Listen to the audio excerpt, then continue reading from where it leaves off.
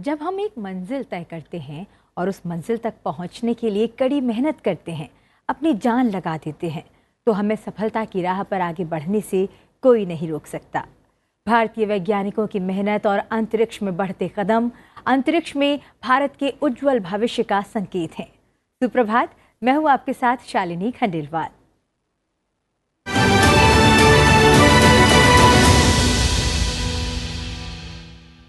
भारतीय अंतरिक्ष अनुसंधान संगठन ने चंद्रमा के दक्षिणी ध्रुव पर चंद्रयान 3 की सफल लैंडिंग और सूर्य के रहस्यों का पता लगाने के लिए आदित्य L1 के सफल प्रक्षेपण के बाद गगनयान मिशन के लिए तैयारी पूरी कर ली है।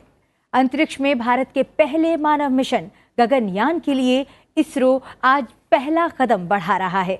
गगनयान के test vehicle Abbott mission 1 TVD-1 का प्रक्षेपण आज किया जाएगा। ये रॉकेट के क्रू एस्केप सिस्टम को प्रदर्शित करने के लिए उड़ान परीक्षण है।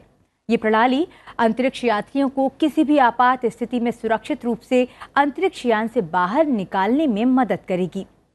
भारत 2025 में पहली बार अपने स्वयं के रॉकेट से अंतरिक्ष में अपने अंतरिक्ष यात्रियों को भेजने की योजना बना रहा है और ये परीक्षण उड़ान उसी योजना का हिस्सा है। प्रधानमंत्री नरेंद्र मोदी के निर्देश पर भारत ने वर्ष 2035 तक भारतीय अंतरिक्ष स्टेशन की स्थापना और 2040 तक चंद्रमा पर पहला भारतीय भेजने सहित नए और महत्वाकांक्षी लक्ष्य निर्धारित किए हैं। इन लक्ष्यों को पूरा करने के लिए इसरो लगातार काम कर रहा है। श्रीहरिकोटा के सतीश धवन केंद्र से आज होने वाली गगनयान की पहली परीक्षण उड़ान का सीधा प्रसारण हम आपको दिखाएंगे। साथ ही हमारे साथ जुड़ेंगे विशेष मेहमान, जिनसे हम ये समझने की कोशिश करेंगे कि गगनयान का ये पहला परीक्षण कितना महत्वपूर्ण है। इस मिशन में क्या चुनौतियां आ सकती हैं? इन चुनौतियों का सामना करने के लिए भारतीय वैज्ञानिक कितना तैयार हैं? गगनयान से जुड़े अपने लक्ष्यों को पूरा करने के लिए इसरो की क्या स्ट्रैटेजी है?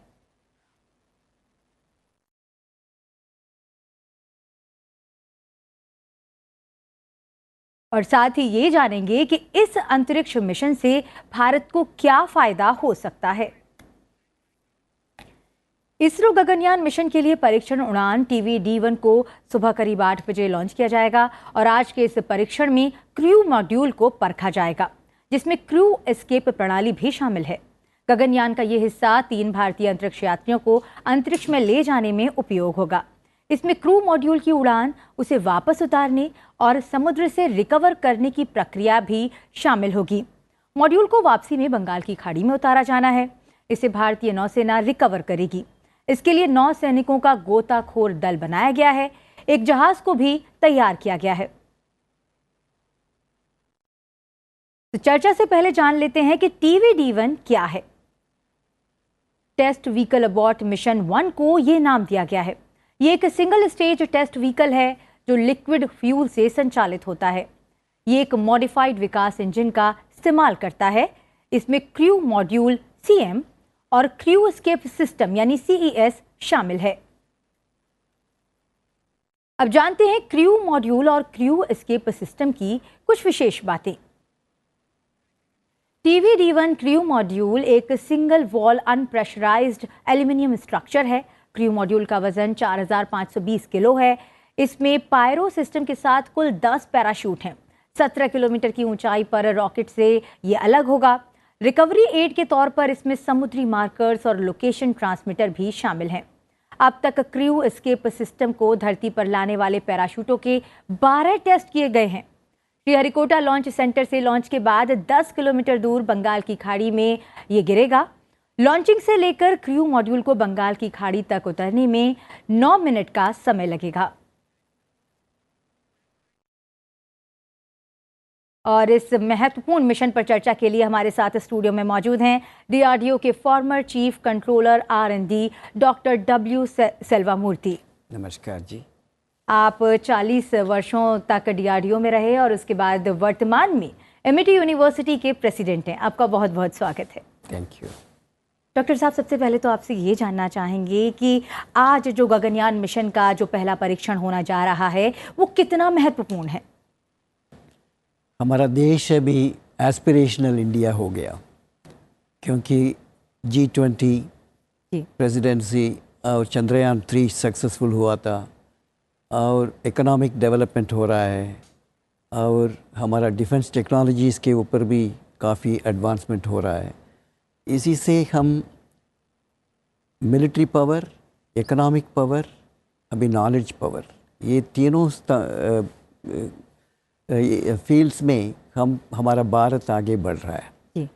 इसमें ये गगनयान मिशन हमारा देश के लिए बहुत महत्वपूर्ण है, क्योंकि हम अभी मून तक सॉफ्ट लैंडिंग कर दिया सदर्न पोल में। हम इस मिशन में, गगनयान मिशन में, कैसे एस्ट्रोनॉट्स को स्पेस तक लेके वहाँ कुछ दिन के लिए 3 दिन, 4 दिन या 7 दिन तक मैक्सिमम रख सकते हैं। ये हमारा देश होगा, 4th कंट्री होगा, क्योंकि अभी तक USA, रशिया एंड चाइना तीनों एस्ट्रोनॉट्स को स्पेस में भेजे हुआ है। अभी हमारा देश होगा 14 और 4th कंट्री होगा दुनिया में। तो इसलिए ये मिशन बहुत महत्वपूर्ण है। और जब हम इंसान को स्पेस में भेजेंगे, बहुत सेफ्टी के ऊपर ध्यान देना पड़ता है जी। तो इसलिए हम test D1, D2, D3, D4 ये 4 स्टेज में टेस्टिंग करेंगे। और दूसरा है, इससे पहले भी टेस्ट हो गया, कुछ वाइब्रेशन टेस्ट, कुछ ड्रॉप टेस्ट, ऐसे काफ़ी टेस्ट इससे भी पहले किया है, क्योंकि सेफ्टी बहुत इम्पॉर्टेंट है। कुछ प्रोब भेजते हैं या कुछ रोवर को भेजते हैं, दूसरी बात है, मगर इंसान को स्पेस में भेजने में बहुत चैलेंजेस होता है, और उनको कुछ एक्सीडेंट रास्ता पे स्पेसक्राफ्ट में हो सकता है जी। क्योंकि ये तो इसलिए रॉकेट साइंस बोलते हैं। रॉकेट साइंस में तो कोई भी कॉम्प्लिकेशन कभी भी आ सकता है। इसलिए उनका सेफ्टी के लिए, क्रू सेफ्टी के लिए हम पहला स्टेप अभी कर रहे हैं। अभी क्रू तो नहीं भेज रहे हैं, अभी सिर्फ क्रू मॉड्यूल को भेज रहे हैं स्पेस में। ये प्रॉब्लम आ सकता है लॉन्च के टाइम पे, जब स्पेसक्राफ्ट उड़ता है ज़मीन से, उस टाइम प्रॉब्लम आ सकता है, काफ़ी कॉम्प्लिकेशन उसी टाइम हो सकता है। दूसरे स्थान है, जब वो स्पेस की तरह जा रहा है, उस टाइम रास्ता पे भी आ सकता है, इन दी ट्रैजेक्टरीज कोई प्रोपल्शन में आ सकता है, स्टेज सेपरेशन में आ सकता है। सो इसलिए अभी हम टेस्ट कर रहे हैं लोअर आल्टीट्यूड में, वो बोलते हैं लो अर्थ ऑर्बिट के भी नीचे 17 किलोमीटर आल्टीट्यूड में हम टेस्ट कर रहे हैं, क्योंकि ये प्रॉब्लम इस यहाँ तक आ सकता है। सो इसलिए फर्स्ट टेस्टिंग उसी लेवल में कर रहे हैं। इसमें हमारा लॉन्च व्हीकल है जी, LVM3। ये लॉन्च व्हीकल मार्क 3, ये GSLV-3 का बहुत फैट बॉय है, क्योंकि ये तो हेवी पेलोड लेके जा रहा है, इसलिए GSLV हम इस्तेमाल कर रहे हैं। और इसके ऊपर, इसके साथ हम लगाएंगे दी क्रू मॉड्यूल। उसके अंदर 3 एस्ट्रोनॉट्स बैठ सकते हैं जी। उनका बैठ सीट ऐसे ही नहीं होता है, ऐसे थोड़ा इंक्लिनेशन में होता है, ये सीधा सीट नहीं होता है, क्योंकि उनका कार्डियोवैस्कुलर एडजस्टमेंट वगैरह के लिए हम इंक्लिनेशन के साथ 3 सीट होगा। तो ये इस तरीके की सीट क्यों बनाई जाती है वहाँ पर, कोई विशेष फैक्टर? क्योंकि हमारा ग्रेविटी नहीं है, इसलिए ब्रेन के अंदर काफ़ी ब्लड चले जाएगा, क्योंकि अभी तो ग्रेविटी ब्लड को नीचे पुल कर रहा है, हार्ट ऊपर से ऊपर पंप कर रहा है जी। मगर जब हम ऊपर जाएंगे ग्रेविटी नहीं है, सो पूरा ब्लड ब्रेन के अंदर जाके ब्रेन भी हेमरेज भी हो सकता है, क्योंकि इतना प्रेशर, सेरिब्रल प्रेशर बढ़ेगा। तो इसी के लिए हम इसको ऑर्थोस्टैटिक पोजीशन में रखते हैं।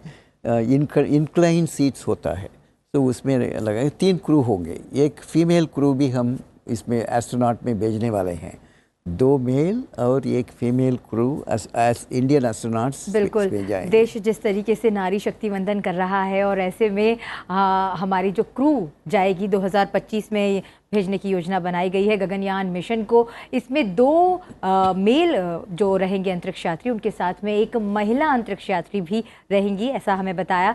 साथ ही हमारे साथ वैज्ञानिक एन विश्वनाथ भी ऑनलाइन माध्यम से जुड़े हुए हैं। और विश्वनाथ जी, आपका बहुत बहुत स्वागत है संसद टीवी पर। नमस्ते जी, आपसे जानना चाहूँगी कि क्रू मॉड्यूल का आज परीक्षण होने जा रहा है। अंतरिक्ष यात्री 3 अंतरिक्ष यात्री भेजे जाएंगे गगनयान मिशन में और उनकी सुरक्षा को ध्यान में रखते हुए ये परीक्षण किया जा रहा है।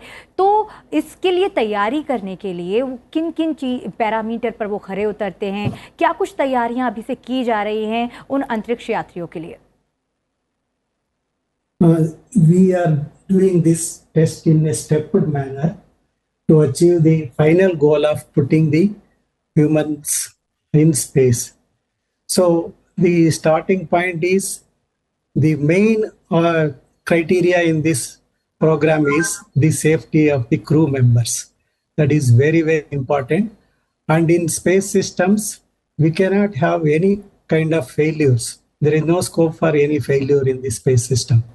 So for this reason, ISRO is taking step by step towards achieving the final goal of putting this man in this space. So in the first stage itself, the safety aspects are being tried out, checked out, and then perfected, and then only we can go further for the full-fledged launch vehicle launch. So as a first step already, you may be knowing already, suborbital flight test was done in 2014 itself. In that, ISRO used the GSLV Mark III test vehicle. So on that developmental vehicle, on that this crew module was put, and then it was launched, and the crew module was recovered. Now, then again, for the safety of the crew, it is important to see there is in space systems sometimes some error can happen. So when there is some error, we cannot be risking our astronaut lives. So the safety is very important. For that purpose, step by step, that is on the launch pad itself, if there is any incident.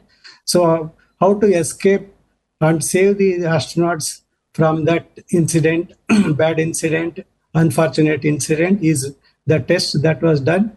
That is launch pad abort test. So, and then now after launch happens, by chance at high altitude, if there is any problem with the rocket system, and we have to, at that time also, we have to safely bring back the astronauts crew which are there in this rocket. So for that, बिल्कुल विश्वनाथ जी, इस पर हम बात करेंगे, लेकिन मैं असल में ये जानना चाह रही थी कि जो अंतरिक्ष यात्री वहाँ भेजे जाएंगे, ये टेस्ट उनकी सुरक्षा के लिए हो रहा है, लेकिन मेडिकली वो कितना फिट हैं, किन पैरामीटर्स को ध्यान में रखा जाता है, किसको भेजा जाएगा, किसको नहीं भेजा जा सकता, उन पैरामीटर्स के बारे में बात करते हैं। अच्छा जी, सिलेक्शन ऑफ एस्ट्रोनॉट्स जी बहुत इम्पॉर्टेंट है। सभी को नहीं भेज सकते हैं, क्योंकि पहले फिजिकल पैरामीटर्स देखते हैं जी, फिजियोलॉजिकल पैरामीटर्स देखते हैं और साइकोलॉजिकल प्रोफाइल देखते हैं। सिलेक्शन क्राइटेरिया में पहले इनको एंथ्रोपोमेट्रिक डेटा, कितना हाइट है, कितना वेट है, कितना कॉन्फ़िगरेशन है, क्योंकि सीट वगैरह डिज़ाइन उसी की तरह बनता है, ergonomics of the crew compartment उसी तरह बनता है। तो इसलिए पहले फिज़िकल पैरामीटर्स का कुछ स्टैंडर्ड्स रखे हैं। फिर फिजियोलॉजिकल, मतलब इनका pulse rate, blood pressure, respiration, और टेस्ट करने के हाइपॉक्सिक कंडीशन में वो चेंबर में डाल के देखेंगे कैसे इनका एडजस्टमेंट हो रहा है, कार्डियोवास्कुलर एडजस्टमेंट। और टिल्ट टेबल टेस्ट होता है, एक टेबल पे इनको एस्ट्रोनॉट कर रखे टिल्ट करेंगे, head down head up. Head up में वो चेक करेंगे कितना कार्डियोवास्कुलर एडजस्टमेंट हो रहा है।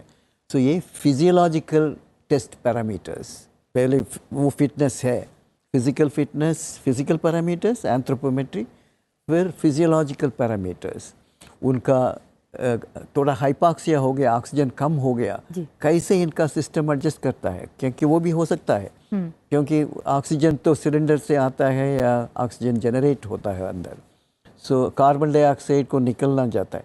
तो इस एडजस्टमेंट के लिए इनका फिजियोलॉजिकल प्रोफाइल कैसे हैं, वो दूसरा पैरामीटर है।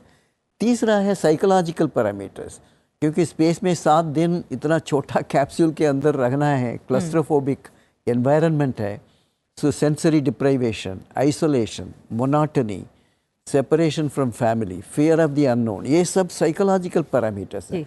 कैसे ये लोग एडजस्ट कर सकते हैं, ये तीनों parameters, physical, physiological, psychological parameter की कंसिडर करके हम क्रू सेलेक्ट करते हैं। सेलेक्ट करने के बाद उनको ट्रेन करना है, क्योंकि उस लो ग्रेविटी सिचुएशन में कैसा बिहेव करना है, कैसे अडेप्ट करना है, उसके लिए कंडीशनिंग होता है, लो ग्रेविटी कंडीशनिंग। सो वो भी हम सिमुलेशन में करते हैं। सो फिर टेस्टिंग, पहले तो टेस्ट हो गया, सिलेक्शन हो गया, फिर उसको ट्रेनिंग देते हैं, क्योंकि इमीडिएटली उनको स्पेस में नहीं भेजते हैं। ट्रेनिंग, उनके लिए स्पेशलाइज्ड ट्रेनिंग भी होता है।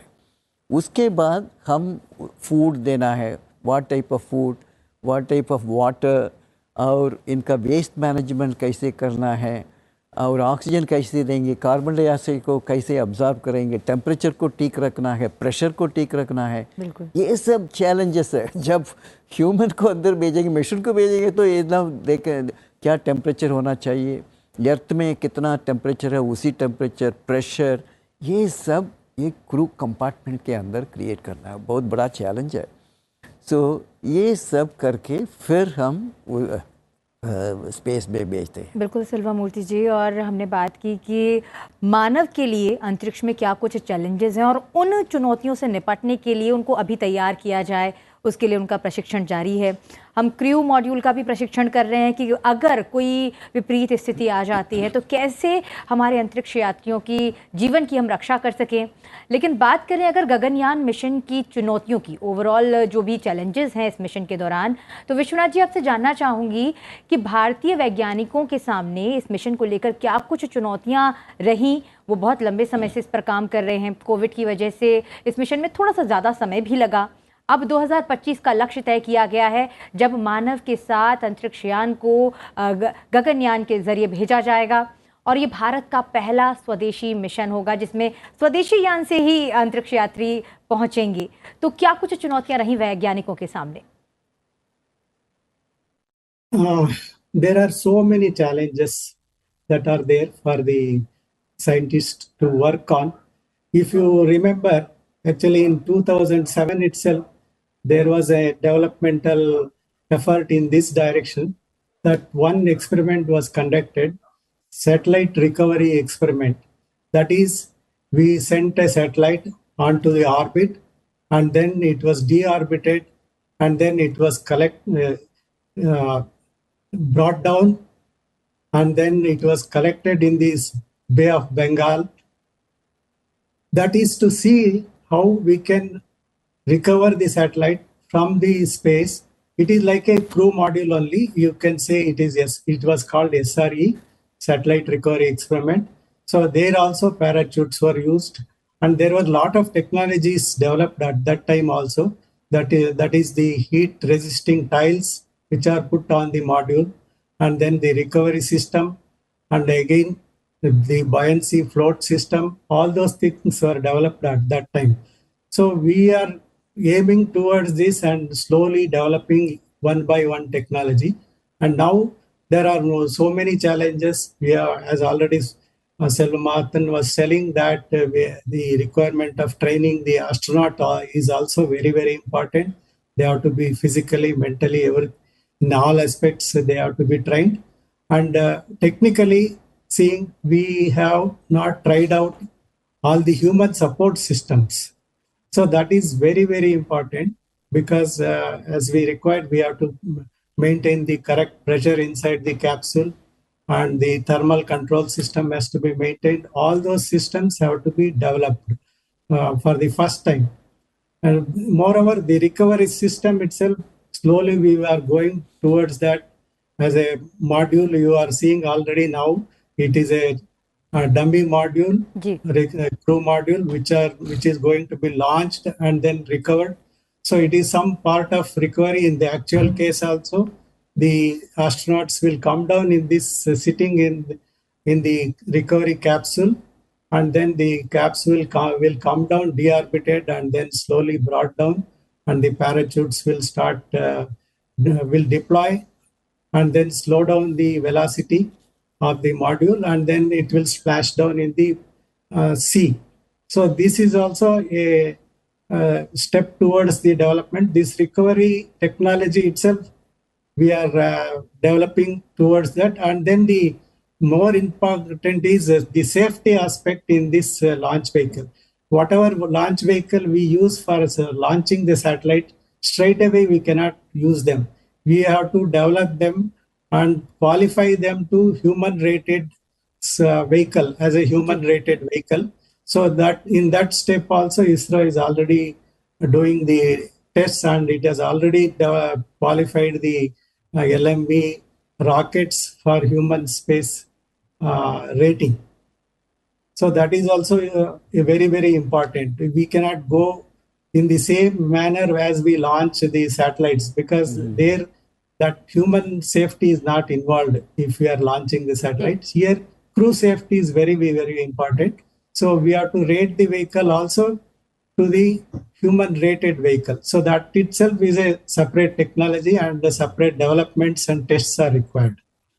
जी विश्वनाथ जी, और सेल्वामूर्ति जी, आपसे जानना चाहूँगी कि आज ये टेस्ट होने जा रहा है, अपने आप में बहुत महत्वपूर्ण है ये परीक्षण, क्योंकि इसमें क्रू सेफ्टी सुनिश्चित की जाएगी कि अगर कोई विपरीत परिस्थिति आती है तो कैसे हम अपने अंतरिक्ष यात्रियों को सुरक्षित धरती पर ला सकें।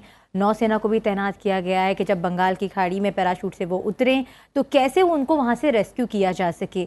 लेकिन बात करें इस परीक्षण के एक्सटर्नल फैक्टर्स की, मौसम, हवा, इन सब का इस परीक्षण पर क्या कुछ असर पड़ सकता है? सभी लॉन्च में हम मेटीरियोलॉजिकल पैरामीटर्स देखते हैं, ये सभी मिशन में जी, और ओरिएंटेशन भी, कौन सा ऑर्बिट में जाना है और इसका ट्रैजेक्टरी, ये सब पहले ही डिटरमिन करते हैं। इसलिए बहुत biometeorological parameters, meteorological parameters, humidity, temperature, pressure, कोई जियोमैग्नेटिक फैक्टर्स भी कभी कभी आता है, सन फ्लेयर, सोलार फ्लेयर होता है, फिर इलेक्ट्रोमैग्नेटिक डिस्टर्बेंस हो जाता है। सो ये सब उन्होंने स्टडी करते हैं, और एक डेट एंड टाइम लॉन्च वो इसी से टेस्ट, वो मिशन डायरेक्टर, ये सब पैरामीटर उनको आता है, वो डिसीजन लेते हैं अभी लॉन्च कर सकता है। लॉन्च का काउंटडाउन शुरू हो गया, फिर ऑटोनॉमस मोड में चले जाता है। कोई पहले काउंटडाउन होता है, फिर ऑटोनॉमस मोड में। तो इसलिए वो पैरामीटर्स, मेटीरियोलॉजिकल, एनवायरनमेंटल पैरामीटर्स बहुत इम्पॉर्टेंट है, उसी को कंसिडर करके डिसीजन लेते हैं सभी मिशन में। कोई भी launch, even satellite launch missions में भी लेते हैं। इसमें बहुत इम्पॉर्टेंट है क्योंकि हम क्रू ओरिएंटेशन को, कैसे क्रू मॉड्यूल्स को लेके जाना है, उसी पोजीशन में रखना है, क्योंकि क्रू को उसी पोजीशन में रखना है। तो इसलिए वो सब चैलेंजेस आता है, मगर ये इसरो साइंटिस्ट बहुत एक्सपर्ट हो गया इस, क्योंकि इनका रिलायबिलिटी इतना अच्छा है। हम PSLV उसमें बिल्कुल फेलियर नहीं है, तो इसलिए GSLV भी एक छोटा सा सेटबैक था, वो भी अभी रिलायबिलिटी अच्छा हो गया। तो इसलिए मैं उम्मीद करता हूँ ये टेस्ट मिशन भी बहुत सक्सेसफुल, लाइक इसरो हैज़ वो प्लान किया है, टेक्स्ट बुक बोलते हैं, टेक्स्ट बुक लॉन्च, ऐसे सक्सेसफुल होगा मेरे, क्योंकि उनका रिव्यू प्रोसेस इतना बढ़िया है। क्योंकि एक एक को रिडंडेंसी देखते हैं, फेलियर, ये फेलियर हो गया तो क्या रिडंडेंसी है, नंबर बिल्कुल, जब हम कहीं पर असफल होते हैं तो हमारी कोशिश रहती है कि हम अपनी उन असफलताओं से सीखें, और यही कुछ हमारे भारतीय वैज्ञानिक भी करते हैं। उन असफलताओं के बाद वैसी परिस्थिति का सामना आगे ना करना पड़े, और अगर वो परिस्थिति आती तो कैसे हम अपने आप को उसके लिए तैयार करें, अपनी तकनीकी को उस हिसाब से कैसे इवॉल्व करें, उसकी कोशिश करते हैं। अगर हम बात करें गगनयान मिशन की, तो इस मिशन में 3 अंतरिक्ष यात्री, जैसे आपने बताया, वो तो जाएंगे ही, साथ ही साथ एक रोबोट को भी भेजने की योजना है। रोबोट को क्यों भेजा जाएगा, क्या सिग्निफिकेंस है, और क्यों इसे शामिल किया जाएगा?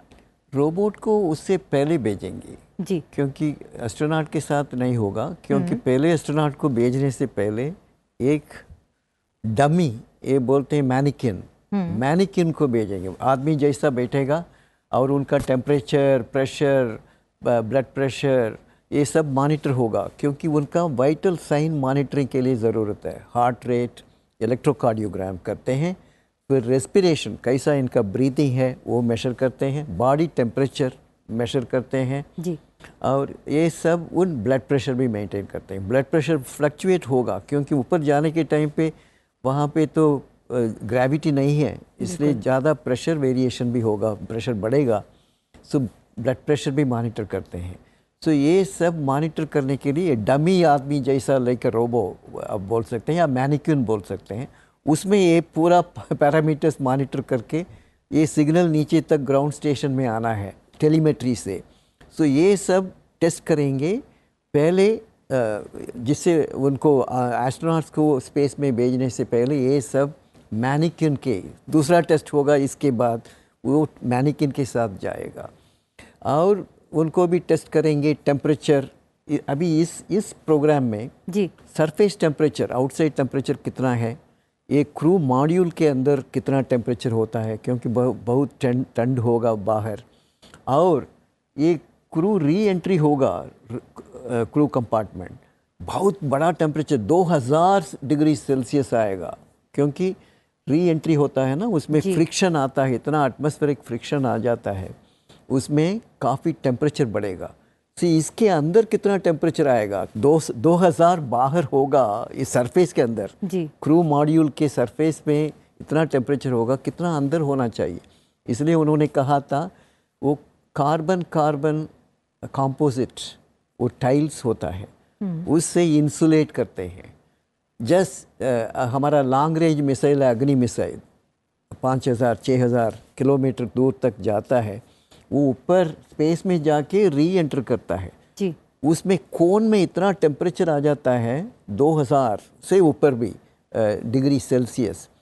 वो टेम्परेचर को विथस्टैंड करने के लिए क्या मटेरियल चाहिए, सो वो हमने डीआरडीओ में रिसर्च लॉन्ग रेंज मिसाइल किए हैं, वो भी इनका हम नॉलेज शेयर करते हैं।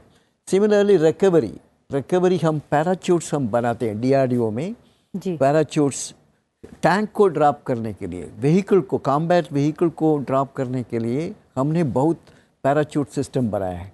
ऐसे पैराचूट सिस्टम हम डीआरडीओ इस रिकवरी में भी दे रहे हैं। सो डीआरडीओ में भी इसमें भाग ले रहे हैं, बहुत भाग। खाना हमारा defence food research laboratory Mysore से आ रहा है और डबल बैंगलोर वो दे रहे हैं, इनका कुछ लाइफ सपोर्ट, डाइट का भी विशेष ध्यान रखा जा रहा है। बिल्कुल। हम विश्वनाथ भी हमारे साथ जुड़े हुए हैं जो वैज्ञानिक हैं। विश्वनाथ जी, आपसे ये जानना चाहूँगी कि हम पैराशूट्स की बात कर रहे थे और अभी जो क्रू एस्केप मॉड्यूल जिसका आज परीक्षण किया जाएगा उसमें पैराशूट्स का इस्तेमाल किया जाएगा, तो पैराशूट्स की किस तकनीक का इस्तेमाल करते हैं और पैराशूट्स को लेकर क्या कुछ परीक्षण अभी तक इसरो कर चुका है?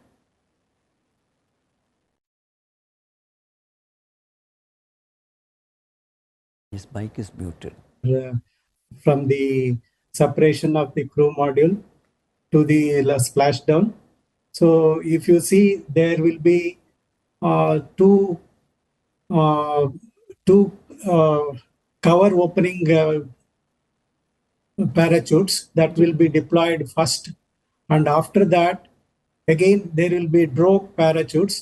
They will be deployed, two drogue parachutes. They will be deployed. They will stabilize the crew module in the re-entry path. After this stabilization, there will be three parachutes. They are small parachutes.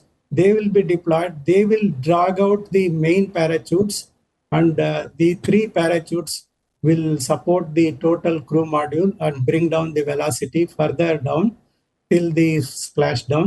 Okay. So at the splashdown, the velocity should be less than 8.5 meters per second. So in these parachutes, if you see that, you can see, I don't know the picture, if you see there are three parachutes. See the technology here itself, if we are not correctly managing these parachutes, they themselves can entangle and then it can lead to catastrophe. So that is another thing. So testing is very, very important. So from the point of testing, this parachute opening has been tested at DRDO facility using the ground system, and also these parachutes, the bigger parachutes opening has been tested using the helicopter test with a where the crew module and the parachutes were taken onto with a helicopter, and then they were dropped down and the parachutes opening were monitored. जी, और आज जो महत्वपूर्ण mission है Gaganyaan mission, इसके तहत पहले परीक्षण के लिए TVD-1 उड़ान भरने जा रहा है। टेस्ट व्हीकल एस्ट्रोनॉट के लिए बनाए गए क्रू मॉड्यूल को अपने साथ ऊपर लेकर जाएगा। क्रू मॉड्यूल की बंगाल की खाड़ी में लैंडिंग होगी और वहां पर उसे हमारी नौसेना रिकवर करेगी। इसरो के इस ऐतिहासिक टेस्टिंग मिशन के लॉन्च करने से पहले इस अवसर पर पृथ्वी विज्ञान मंत्री जितेंद्र सिंह ने इस मिशन के लिए इसरो को शुभकामनाएं दी। उन्होंने एक्स पर पोस्ट करते हुए लिखा, शुभकामनाएं टीम इसरो, भारत के पहले मानव अंतरिक्ष मिशन की ओर एक कदम आगे बढ़ते हुए गगनयान के लिए तैयारी का महत्वपूर्ण चरण शुरू हो गया है, जिसमें आज SDSC शार लॉन्च पैड श्रीहरिकोटा से सुबह 8 बजे पहली परीक्षण वाहन उड़ान TVD-1 निर्धारित है। इसका जिक्र अंतरिक्ष राज्य मंत्री डॉक्टर जितेंद्र सिंह ने ठीक 1 महीने पहले संसद के विशेष सत्र के दौरान राज्यसभा में भी किया था। We'll be going ahead with Gaganyaan, and just to share a small bit of information, we got delayed because of the COVID and the supply chain problems. We would be shortly sending the first trial mission, which will be non-human, just go quite a few miles, follow the eternity.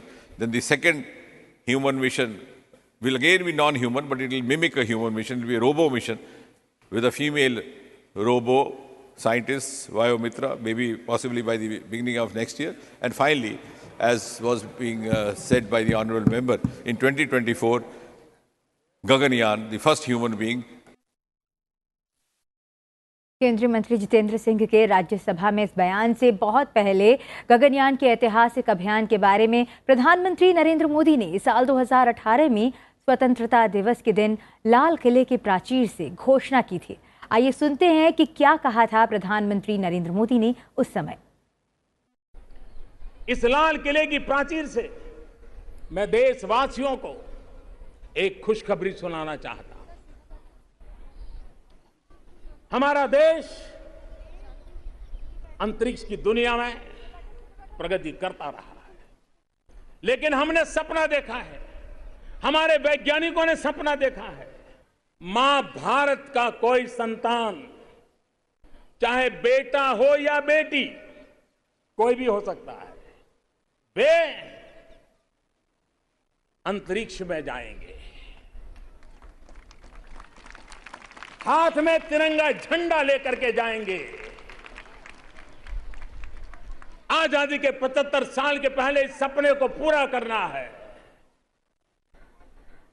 Mangalyaan से लेकर के भारत के वैज्ञानिकों ने जो अपने ताकत का परिचय करवाया है, अब हम मानव सहित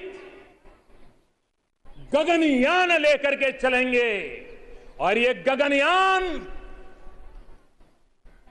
जब अंतरिक्ष में जाएगा, हिंदुस्तानी लेकर के जाएगा। हिंदुस्तान के वैज्ञानिकों के द्वारा हुआ, हिंदुस्तान के पुरुषार्थ के द्वारा हुआ होगा, तब विश्व के अंदर हम चौथे देश बन जाएंगे जो मानव को अंतरिक्ष में पहुंचाने वाले बन जाएंगे। भाइयों बहनों, मैं देश के वैज्ञानिकों को, देश के टेक्नीशियंस को मैं हृदय से बहुत बहुत बधाई देता हूं इस महान काम के लिए। देश के अंतरिक्ष विभाग ने ह्यूमन रेटेड लॉन्च व्हीकल के 3 अनक्रूड मिशनों सहित लगभग 20 प्रमुख परीक्षणों की योजना बनाई है, जिसमें से आज पहली परीक्षण उड़ान होने जा रही है। हम सब उम्मीद कर रहे हैं कि इसमें कामयाबी मिले, और अगर आज हम इस परीक्षण में सफल होते हैं तो विश्वनाथ जी, आपसे जानना चाहूंगी कि इस सफलता के क्या मायने होंगे और आगे इस यान को लेकर इसरो का क्या कदम रहेगा? After this, again there will be one more TVD-2 test vehicle demonstration 2 launch ji again to test the same crew escape module. And then again, there can be some 3 or 4 launches without the crew. 3 launches are planned without the crew, as you were telling already. Ji One crew, one launch, maybe with a robot to get the more data on the human space comforts, whatever is there in the crew module. So as it was told, actually during the launch, there will be very high G force acting on human body. That they will be experiencing very high G force. Once they reach the orbit, as already Selvanath Murthy was telling, there will be no gravity. So once they will be going from transiting from very high G force to low gravity condition. Ji So that how they get they have to get trained for this condition also, and what kind of G's are coming on these uh, crews, and how it will be the vibration coming on the crew, and then the inside atmosphere, how it is maintained. All those things will be tested in dummy flights. Again, the recovery system, the in the space system, testing is very important. The more we test, the more we understand, and the chances of failures are reduced. So from that point of view, we are there will be definitely 3 demonstration flights without the human crew. After that only we can go into human crew. Once the things are perfected and we are 100% sure there are no chances of failure and the safety is ensured, then only we can go for the real humans crew flight. So from that point of view, there will be many more tests and many more demonstration flights going to happen. जी जैसा कि विश्वनाथ जी ने कहा कि testing बहुत important है, क्योंकि जितने test हम करते हैं उनसे हमें ये पता लगता है कि कहाँ हमें असफल हो रहे हैं, और जब पता लग जाता है कि क्या हमारे ऐसे फैक्टर्स हैं जिनमें हमें फेलियर का सामना करना पड़ सकता है, तो हम उसके लिए और ज़्यादा तैयारी करते हैं और मिशन की सफलता सुनिश्चित करते हैं। गगनयान मिशन का पहला परीक्षण आज होने जा रहा है और प्रधानमंत्री नरेंद्र मोदी ने थोड़े दिन पहले ही इसका रिव्यू भी किया कि क्या कुछ तैयारियां हो गई हैं। उन्होंने लक्ष्य भी दिया कि आगे देश क्या क्या करेगा अंतरिक्ष विज्ञान में। और अगर बात करें देश के नेतृत्व की, खगोल विज्ञान में भारत का एक समृद्ध इतिहास रहा है और आज हम एक बार फिर उस इतिहास को, उसकी समृद्धता को पाने के लिए बेकरार हैं और कोशिश कर रहे हैं, परीक्षण कर रहे हैं और नए कीर्तिमान स्थापित करने की कोशिश कर रहे हैं। तो क्या लगता है आपको कि जब दुनिया हमारे इस नेतृत्व की, इन सफलताओं की सराहना कर रही है, आप इसको कैसे देखते हैं? पहले धन्यवाद कहना चाहता हूँ हमारा honourable prime minister Shri Narendra Modi ji को, क्योंकि इतना बढ़ावा देते हैं, मोटिवेशन, इंस्पिरेशन हमारा इसरो साइंटिस्ट के लिए और साइंटिस्ट एंड टेक्नोलॉजी कम्युनिटी के लिए पिछले 9 साल 10 साल ग्लोरियस पीरियड है। और इसरो काफ़ी महत्वपूर्ण अचीवमेंट्स, इतना मिशंस उन्होंने लॉन्च किया है, नया पॉलिसी, स्पेस पॉलिसी, नया पॉलिसी प्राइवेट सेक्टर लाए हैं। सो ये सब परिवर्तन, ये सब हुआ है पिछले 5 साल 6 साल के अंदर। तो इसलिए वो एक्सपोनेंशियल ग्रोथ कहते हैं स्पेस कैपेबिलिटी से जी। इसलिए दूसरा विदेश में से भी उनका सैटेलाइट हमारा देश से लॉन्च हो रहा है। बिल्कुल। और एक मिशन में 104 सैटेलाइट को लॉन्च किया एक ही मिशन में, और इसमें डिफरेंट ऑर्बिट्स में ये सैटेलाइट्स को लॉन्च करना पड़ता है, ऑर्बिटल इंसर्शंस बोलते हैं। सो ये सब बहुत दुनिया में सभी दुनिया देख रहे हैं हमारा भारत को, कैसे ये विज्ञान ये लोग करते हैं, मिनिमल इनपुट। इनका रिसोर्सेज बजट देखेंगे, ये पूरा बजट है आएगा, इसके अंदर आएगा 4000 या 9000 करोड़ के अंदर। सो ये सब बहुत कम इनपुट से ज़्यादा आउटकम देते हैं हमारा इंडियन साइंटिस्ट, क्योंकि इसका मोटिवेशन मिलता है, इंस्पिरेशन। प्राइम मिनिस्टर वहाँ बैठते हैं और minister for science and technology ने जितेंद्र सिंह बैठते हैं, उनके साथ बैठ के बात करते हैं। मिशन रिव्यू किया है अभी प्राइम मिनिस्टर वहाँ जाके, और इनका बजट भी देते हैं। और ये स्पेस है, department of space directly prime minister office में आता है, unlike other science and technology departments like DST, department of science and technology, department of biotechnology, Indian council of agriculture, ये सब उनका अपना अपना मिनिस्ट्री के अंदर आता है। मगर स्पेस एंड एटॉमिक एनर्जी वो कमीशन स्ट्रक्चर है, directly under prime minister's office होता है। सो इसलिए उनका भी पैटर्नेज भी मिलता है, मोटिवेशन भी मिलता है। और पूरा दुनिया यही देखते हैं, क्योंकि हमारा ऑर्बिटल मार्स ऑर्बिटल मिशन किया है जी, वो एक हॉलीवुड मूवी का कास्ट भी उसमें इस्तेमाल नहीं किया है, क्योंकि इतना कॉम्प्लिकेटेड मिशन है वो मार्स ऑर्बिटल मिशन। सो इसलिए पूरा दुनिया इस मिशन को भी देख रहे हैं, गगनयान को कैसे सफलता करते हैं हमारा भारत वैज्ञानिक लोग।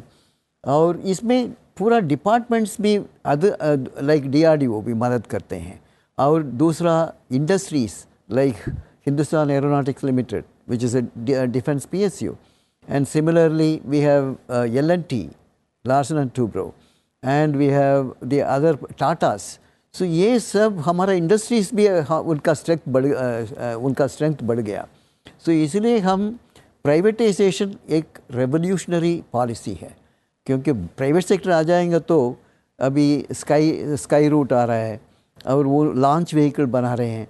सो ये सब रेवोल्यूशनरी पॉलिसीज़ एंड प्रैक्टिसेस अभी इस गवर्नमेंट ने नरेंद्र मोदी जी के लीडरशिप में लाए हैं, और वो परिवर्तन आ रहा है इतना फास्ट, क्योंकि लॉन्च ऑन डिमांड, अभी एक डिज़ास्टर हो गया, उनको मैनेज करना है, रेस्क्यू करना है, उनको सैटेलाइट लॉन्च कर सकते हैं कम्युनिकेशन के लिए, रेस्क्यू ऑपरेशन को ठीक रखने के लिए। तो ये सब कैपेबिलिटी प्राइवेट सेक्टर से भी आ रहा है। ये नहीं है सिर्फ इसरो करेंगे लॉन्च व्हीकल, अभी लॉन्च व्हीकल भी वो बना रहे हैं प्राइवेट सेक्टर में, सैटेलाइट भी बना रहे हैं, मिनी सैटेलाइट, नैनो सैटेलाइट और मीडियम सैटेलाइट, ये सब बना रहे हैं। तो ये सब कैपेबिलिटी पूरा दुनिया देख रहे हैं, क्योंकि स्पेस टूरिज़्म भी हो रहा है अभी। दूसरा देश से लोग नीचे से स्पेस एक्सपीरियंस करने के लिए जा रहे हैं, उन किसी के साथ रिसोर्सेस है, मनी है, वो ऊपर जाके देखना चाहते हैं, कैसा महसूस करते हैं, स्पेस में क्या एक्सपीरियंस है। सो ऐसा स्पेस टूरिज़्म भी अभी आगे बढ़ रहे हैं। सो इसलिए हम स्पेस मार्केट के मेजर शेयर लेने के लिए या कंसिडरेबल सिग्निफिकेंट शेयर लेने के लिए हम गवर्नमेंट, इसरो और दूसरा प्राइवेट सेक्टर दोनों मिलके काम करेंगे, पब्लिक प्राइवेट पार्टनरशिप। अभी बिल्कुल ये अच्छा मॉडल है इसरो में, क्योंकि ये hand holding private sector startup के लिए वो इसरो से आ रहा है। सो इसलिए ये अच्छा मॉडल है पब्लिक प्राइवेट पार्टनरशिप। तो इसलिए दुनिया हमें अभी देख रहे हैं कैसे D1, D2, D3, D4 करके 1 साल 1.5 साल के अंदर कैसे हम एस्ट्रोनॉट्स को ऊपर भेजने वाले हैं, और ये सक्सेसफुल होगा क्योंकि इनका रिलायबिलिटी बहुत अच्छे हैं। ये मिशन के ऊपर भी कुछ कहना चाहता हूँ जी। अभी श्रीहरिकोटा से ये 3 स्टेज लॉन्च है जी। पहला है सॉलिड स्टेट, फिर लिक्विड स्टेट, देन क्रायोजेनिक। ये 3 स्टेज ऑफ प्रपल्शन, क्योंकि रॉकेट को प्रपल करना है, उसी हाइट में लेके जाना है, उस डिस्टेंस में लेके जाना है, तो इसीलिए 3 स्टेज होता है। हम अभी इसको 3 स्टेज इसमें इस्तेमाल नहीं करेंगे, क्योंकि एक स्टेज होने के बाद दूसरा स्टेज में इसको सेपरेट करेंगे, 17 किलोमीटर आल्टीट्यूड में सेपरेट कर देंगे। इसमें एक इंजेक्शन रॉकेट होता है, इसको प्रपल करने के लिए ये मेन लॉन्च व्हीकल से इसको क्रू मॉड्यूल को सेपरेट करने के लिए क्रू मॉड्यूल के साथ एक क्रू एस्केप सिस्टम भी है। सो इसी को टेस्ट कर रहे हैं आज, क्योंकि ये क्रू मॉड्यूल को रिजेक्ट करने के लिए एक रॉकेट प्रपल करता है, फिर क्रू एस्केप सिस्टम में भी क्रू एस्केप करना है, उसके लिए भी एक सॉलिड मोटर होता है, इसको क्विकली इजेक्ट करने के लिए क्रू मॉड्यूल को। फिर ये आने के बाद अभी नीचे डिसेंड होगा, 17 किलोमीटर से नीचे आएगा, कितना वेलोसिटी में आएगा, 1.2 मैक्स स्पीड, साउंड के भी स्पीड को भी ज़्यादा, 4800 किलोमीटर पर that is the speed at विच वो नीचे आएगा। सो इसको फिर कंट्रोल करना है। 14,000 फीट आने के बाद ये पैराशूट ओपन होगा। सो किस आल्टीट्यूड में हम इसको पैराचूट को ओपन करना है, ये नहीं है ऊपर से भी ओपन करके आएगा। सो ये डिसेंट होगा, एक क्रू मॉड्यूल डिसेंट होने के बाद एट कुछ आल्टीट्यूड में पैराचूट ओपन करेगा। 3 पैराचूट है तो तीनों ओपन करेगा जी। इसमें चैलेंजेस ये हैं, जब ऊपर जाएंगे एक तो टेम्परेचर, री एंट्री में टेम्परेचर का चैलेंज है, दूसरा है उसके सरफेस के अंदर प्लाज्मा आ जाता है। प्लाज्मा मतलब वो आयन्स आ जाता है क्रू मॉड्यूल के उसके डब्बा से सरफेस के ऊपर, वो कम्युनिकेशन के इंटरफेयर करता है। क्रू मॉड्यूल से नीचे टेलीमेट्री से वाइटल साइन मॉनिटरिंग ये सब आने में, सो वो भी देखेंगे कैसे कम्युनिकेशन मेंटेन कर सकते हैं उस चैलेंजेस को। Plasma on the surface of the crew module, कैसे इनका डेटा ट्रांसमिशन या फिजियोलॉजिकल पैरामीटर का ट्रांसमिशन, ये सब को ये भी देखेंगे। सो ये फिर पूरा वेलोसिटी मेजर करेंगे, कितना स्पीड में जा रहा है, कि सेपरेशन ठीक हो रहा है, ये पूरा टेस्ट कितना पैरामीटर्स इन्होंने मेजर करेंगे इसरो वालों साइंटिस्ट, यू माइंड बॉगलिंग। सो इन्होंने डेटा एनालिटिक्स के लिए टाइम लगाएंगे, उससे देखेंगे और भी सेफ्टी बढ़ाने के लिए। फिर crew module 2 it's a double wall structure, एक बाहर का मॉड्यूल ये वॉल है और दूसरा स्पेस है, उसके बाद एक और मॉड्यूल, एक और इंटरनल, सो 2 लेयर्ड मॉड्यूल है, क्योंकि अंदर तो सरफेस कितना टेम्परेचर है यहाँ है उसी टेम्परेचर होगा, मगर बाहर का टेम्परेचर होगा 2000, री एंट्री में होगा 2000 डिग्री सेल्सियस। सो ये सब कितना टेम्परेचर अंदर आ रहा है क्रू कंपार्टमेंट के अंदर सरफेस में, ये सब मेजर करेंगे। टेम्परेचर मेजर करेंगे, प्रेशर मेजर करेंगे, वेलोसिटी मेजर करेंगे, जी फोर्स मेजर करेंगे। ये सब पैरामीटर्स इसी टेस्ट में भी ये मेजरमेंट होने वाला है, इसलिए ये टेस्ट बहुत महत्वपूर्ण है। बिल्कुल सर्वमूर्ति जी, और हमारे साथ एन विश्वनाथन जी भी जुड़े हुए हैं ऑनलाइन। विश्वनाथन जी, अभी हम बात कर रहे थे पब्लिक प्राइवेट पार्टनरशिप की, और इसमें जैसा कि सेल्वामूर्ति जी ने बताया कि इसरो और जो हमारे प्राइवेट इंस्टीट्यूशन है वो सब मिलकर कोशिश कर रहे हैं कि हम एक स्वदेशी टेक्नोलॉजी का विकास करें, जिससे भारत एक स्वदेशी तकनीक के साथ विश्व में अपना एक कीर्तिमान स्थापित करे, एक सफलता भारत की सुनिश्चित हो।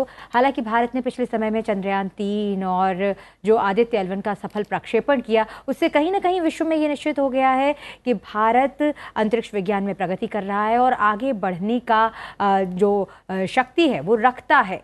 तो आप क्या कुछ कहना चाहेंगे कि जो हमारा नेतृत्व हमारे साथ है अंतरिक्ष विज्ञान में, हम इतनी प्रगति कर रहे हैं, आगे आप क्या भविष्य देखते हैं? See, when we started the launch vehicle program and when we started launching our own satellites, we never expected that we will be able to one day able to launch other countries' satellites in big number what we are doing today. So at that time, we were just taking first steps. We ourselves did not know how far we will be growing.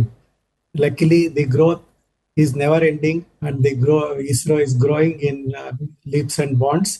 And further, later on now, people are coming to us and launching so many satellites. Like that only, same thing if it happens in the private sector. For example, now itself, many parts of the satellites are made with a private sector participation. The engines are made in some industry. So many industries, I don't want to name some few industries. Many industries are participating, especially in the launch vehicle program. And also now they are also involved in the satellite building activity. The privatization is happening. So there is a huge demand for the satellite components and launch vehicle components also. Not only the fully assembled parts, now even the engines. For example, satellite parts, there are so many satellite parts, propulsion system, the small engines, reaction wheels, momentum wheels, deployment mechanism. So many things are there. They are in huge demand outside also. Nowadays, even the small segments, small satellites and micro satellites also are coming. In that sector also, there is a huge demand. So if you see the small satellite segment, everybody is buying the parts and assembling and launching the satellites. So that way, if industry is able to make these parts, they will be able to export or support the Indian requirement also from industry side. And once they are able to support our Indian requirements, then they will be able to cater to outside the country also. There will be so outside the country also, with this experience of supplying to ISRO, outside people will have the belief and the confidence on them so that they can buy from them. That is the main motive behind going for the privatization of many the space technology. So that will bring in a lot of revenue. The technology, wherever technology is there, so that person dictates the world also. The technology, where if we are strong in technology, nation has to be strong, means we have to be strong in our technology. So in the space technology also relates to defense technology very much. So once the defense technology, space technology and defense technologies are strong, then the nation can go stronger and then stand among others also. Other sectors parallelly will come behind us. So बिल्कुल। that is, yeah. जैसा कि अभी विश्वनाथन जी ने कहा कि अगर देश का जो अंतरिक्ष विज्ञान है, अंतरिक्ष क्षेत्र में हम प्रगति कर रहे हैं, साथ ही साथ रक्षा क्षेत्र में भी हम स्वदेशी उपकरणों का इस्तेमाल कर रहे हैं, उन्हीं का निर्माण कर रहे हैं, और कहीं ना कहीं ये जहां रेवेन्यू जनरेट करता है, जिससे हमारे देश की शक्ति बढ़ती है। जैसा कि अभी थोड़ी देर पहले आप बात भी कर रहे थे कि स्पेस टूरिज्म शुरू हो सकता है ना। और जहां हम दुनिया के अंतरिक्ष अभियानों की बात करें तो उनकी लागत हमारी जो अभियान है उनकी लागत से कहीं ज़्यादा है। तो आपको क्या लगता है कि जो हम स्पेस टूरिज्म की बात कर रहे हैं, हम रेवेन्यू जनरेट करने की बात कर रहे हैं, तो इससे हमारे देश को क्या कुछ फ़ायदा हो सकता है निकट भविष्य में? शालिनी जी, पहले मैं विश्वनाथन जी कुछ अच्छा चीज़ कहा है। Technology drives the doctrines of a nation both in war and peace. तो ये है सेइंग, मतलब किसके साथ अच्छा टेक्नोलॉजी है, वार में क्या क्या स्ट्रैटेजी बनाएंगे, कैसे इसको विक्ट्री लाएंगे, ये सब क्या टेक्नोलॉजी हमारे पास है, कितना रेंज तक जा सकते हैं, कितना पेलोड लेके जा सकते हैं। क्योंकि डिफेंस टेक्नोलॉजी भी सेंस, डिनाई, रीच, डिस्ट्रॉय, ये है चारों टेक्नोलॉजीज है।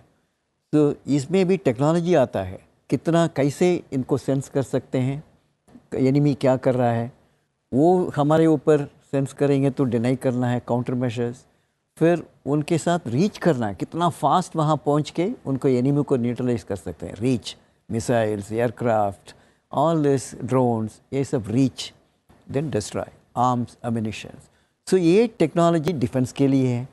सिमिलर थिंग फॉर स्पेस को भी, हमारा लॉन्च व्हीकल, हम पहले एक साइकिल के ऊपर रॉकेट को लेके गए थे, कलाम साहब जब थे विक्रम साराभाई के टाइम पे, तो उसी से launch vehicle SLV, space launch vehicle, then we had advance space launch vehicle ASLV, then PSLV, GSLV, lunar missions, Mars orbital mission, then Aditya L1, then कितना लॉन्च हुआ है, कितना सैटेलाइट यहाँ से। अभी हमारा कैलेंडर में है, इसरो कैलेंडर में 20,000 सैटेलाइट 10 साल के अंदर स्पेस में डालना है, अभी प्लानिंग है। बिल्कुल, और ये 20,000 सैटेलाइट सारे देश के हैं या कहीं पूरी दुनिया के हैं? क्योंकि हमारा कास्ट इफेक्टिव लॉन्च है। पहले तो रिलायबिलिटी है, ये तो पूरा सक्सेसफुल होता है, फेलियर तो बिल्कुल नहीं है। तो एक बोलते हैं रिलायबिलिटी अच्छा है हमारा इंडियन स्पेस मिशन से, सो इसलिए लोग आ रहे हैं यहाँ पे। मेरा सैटेलाइट तो सुरक्षित रहेगा और ऊपर जाएगा, काम करेगा, सो इसलिए रिलायबिलिटी।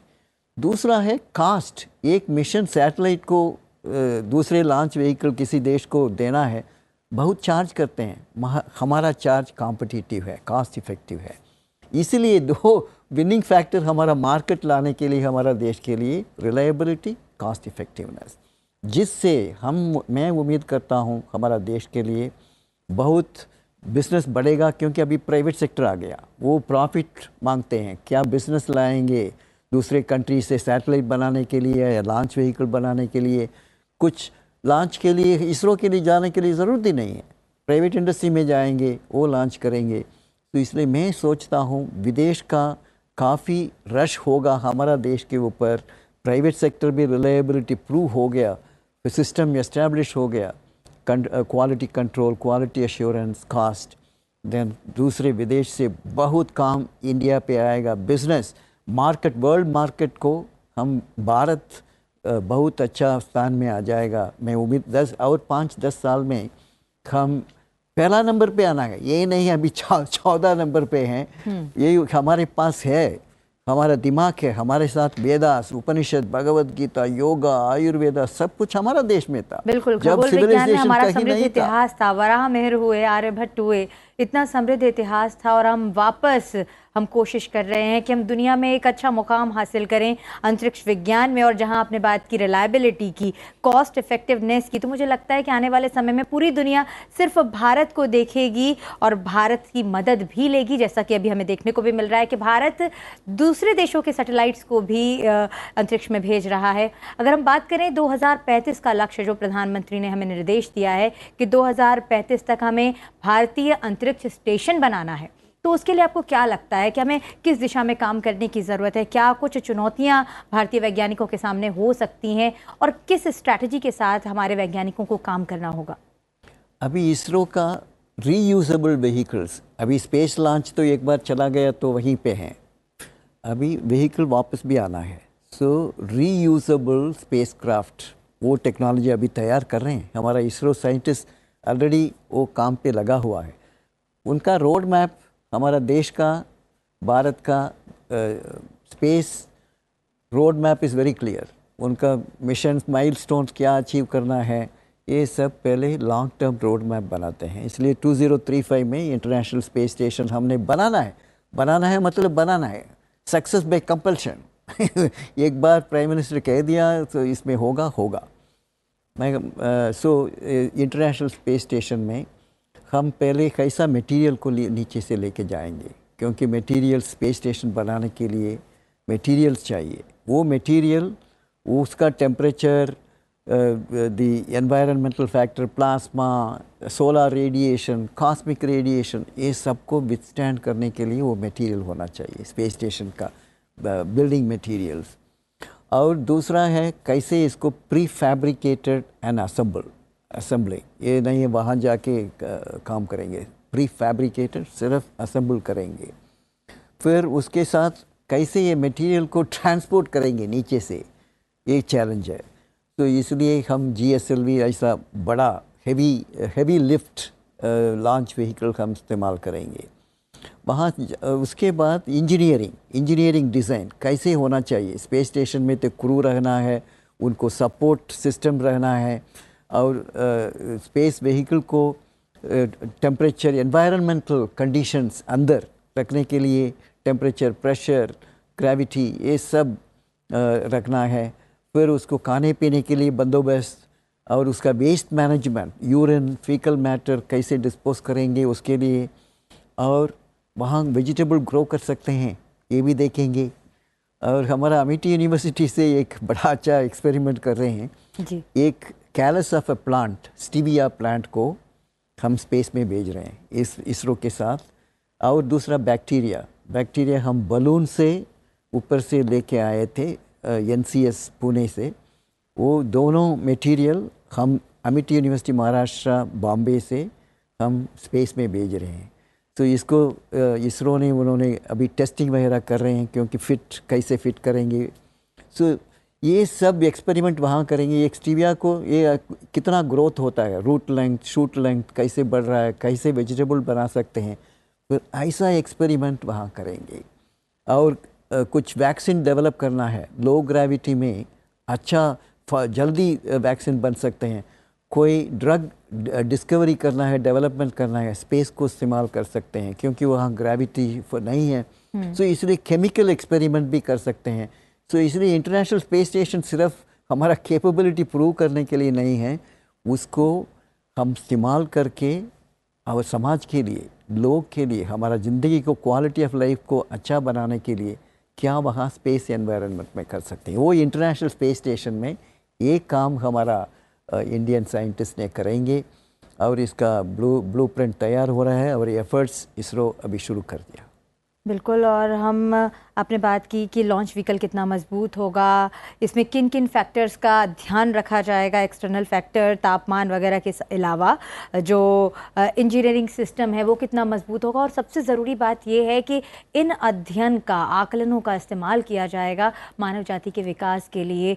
आपने जैसे बताया कि हम पौधे को भी भेजेंगे, मानव को भेजने की कवायद है और हमारा जो टारगेट है वो है 2025 का, जब हम मानव के साथ एक गगनयान को भेजना चाहते हैं। और इस गगनयान की जो पहला परीक्षण है वो आज होने जा रहा है। क्रू एस्केप सिस्टम के बारे में हमने बात की, हमने इसकी चुनौतियों की बात की। वहीं अब हमारा जो एक और लक्ष्य प्रधानमंत्री ने जिसका हमें निर्देश दिया है वो है 2040 तक चंद्रमा पर पहला भारतीय भेजने का लक्ष्य। आपको क्या लगता है, अभी हम अंतरिक्ष में मानव को उतारेंगे, चंद्रमा पर साउथ पोल पर हम पहले ही अपने यान को उतार चुके हैं, हमारा रोवर वहां पहुंच गया है जिसने वहां पर बहुत सी परीक्षण किए, एनालिसिस किया और वो सब कुछ हमारे पास पहुंचा भी। तो अब आगे हमारा लक्ष्य 2040 तक चंद्रमा पर मानव को भेजना। बिल्कुल। कितना ज़रूरी है ये हमारे लिए, और इसके लिए हमारे सामने क्या कुछ चुनौतियां रह सकती हैं? हमारा होमो सेपियंस बोलते हैं, हमारा ह्यूमन बीइंग को होमो सेपियंस बोलते हैं, उसका स्पीशीज़ को प्रिजर्व करना है, क्योंकि कभी भी कैटास्ट्रॉफी हो सकता है। हमारा अर्थ में इतना पोल्यूशन, अर्थक्वेक या डायनासॉर्स यहाँ से एक्सटिंक्ट हो गया, जैसे हमारा ह्यूमन स्पीशीज़ को एक्सटिंक्ट नहीं होने देना चाहिए। सो कोई भी कैटास्ट्रॉफी, एस्ट्रॉइड्स हो, कोई किसी नुकसान होता है हमारा ज़मीन को, कैसे इसको ह्यूमन स्पीशीज़ को सुरक्षा रख सकते हैं दूसरा प्लैनेट में। सो इसलिए हम वहाँ पे कैसे इनको lunar landing of man in lunar surface, चंद्रमा के अंदर ह्यूमन को कैसे भेज सकते हैं, इसके ऊपर अभी एक्सपेरिमेंट शुरू हो गया। हमारा लैंडर अभी वहाँ पे एक बार और उड़ के नीचे लैंड किया है, आपने सुना है। सो इसको एक्सपेरिमेंट को प्रूव करने के लिए वहाँ जाने के बाद कैसे वापस आ सकते हैं, उसका पहला स्थान कैन लैंडर ऊपर उड़ सकते हैं और दूसरी बार, एक बार तो लैंड हो गया। तो ये स्टेप अभी हुआ है चंद्रयान 3 में टू टेस्ट करने के लिए, इसको ऊपर उड़ के फिर वापस ला सकते हैं, क्योंकि ह्यूमन को तो वापस लाना है, ये नहीं है ऊपर वहाँ छोड़ के आएंगे। बिल्कुल। तो इसलिए एक्सपेरिमेंट अभी शुरू होगा और पूरा ह्यूमन को सेफ्टी वगैरह देखेंगे। इसलिए फर्स्ट स्टेप है गगनयान।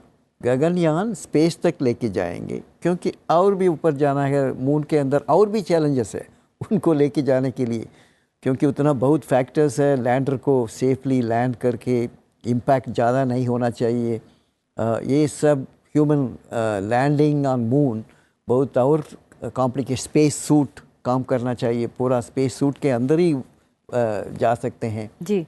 तो ये सब कराएंगे। ये पहला स्टेप है गगनयान। उससे पहले हम स्पेस तक कैसे एस्ट्रोनॉट्स को, हमारा इंडियन भारतीय एस्ट्रोनॉट्स को लेके जा सकते हैं, उनका सुरक्षा वापस ले सकते हैं 7 दिन के बाद या 4-5 दिन के बाद ला सकते हैं। वो सब अभी पहला स्टेप है। ये स्पेस के जाने के बाद फिर हम अंदर मून के अंदर लेके जाएंगे। जी,